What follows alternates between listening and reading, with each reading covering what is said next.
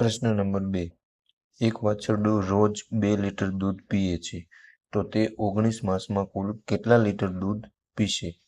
અહીં એક વાછરડું છે એ રોજનું 2 લીટર દૂધ પીએ છે, તો આપણને 19 માસમાં કેટલા લીટર દૂધ પીશે તે પૂછ્યું છે. તો સૌપ્રથમ આપણે 1 મહિનાની ગણતરી કરી લઈએ.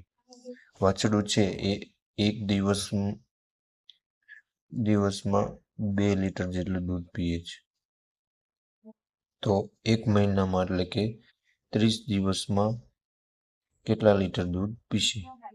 તો સામસામી સંખ્યાનો ગુણાકાર છેદમાં 1, તો 30 ગુણ્યા 2 છેદમાં 1,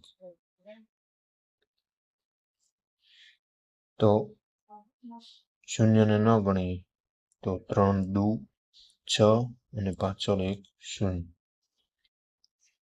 અને છેદમાં 1 હોવાથી ભાગાકાર કરતા જવાબ 60 જ મળશે.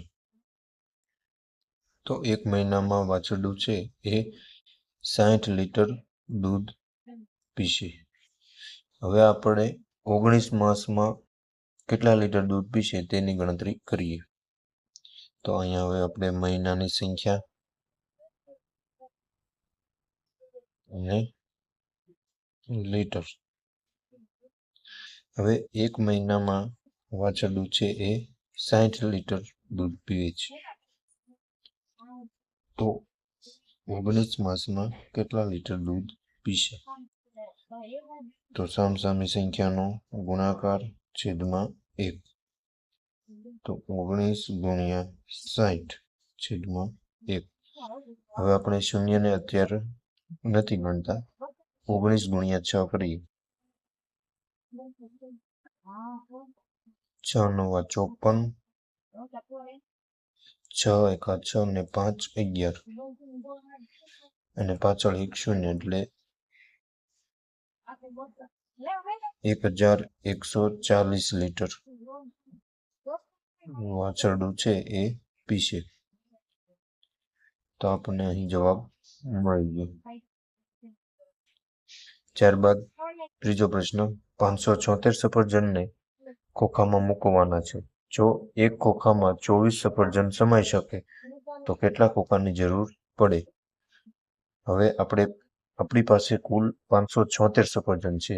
હવે એને આપણે ખોખામાં સમાવવાના છે, એટલે કે જો એક ખોખામાં 24 સફરજન સમાઈ શકે તો આ 576 સફરજન કેટલા ખોખામાં સમાશે? એની માટે આપણે ફરીવાર ત્રિરાશીનો દાખલો ગણીશું. તો અહીં આપણે ખોખાની સંખ્યા અને સફરજનની સંખ્યા.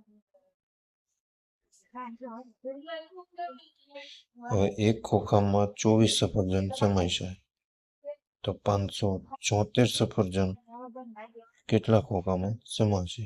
સામસામી સંખ્યાનો ગુણાકાર છેદમાં 24, એટલે 576 ગુણ્યા 1 છેદમાં 24. હવે 576 એકા 576 થાય અને છેદમાં 24. તો હવે 576 ભાગ્યા 24 કરીએ.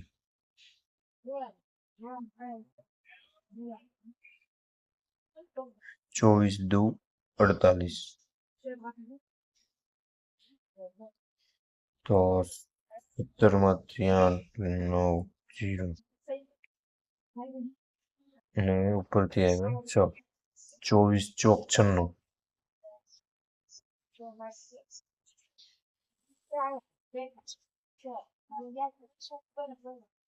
તો 24 ખોખાની જરૂર પડશે.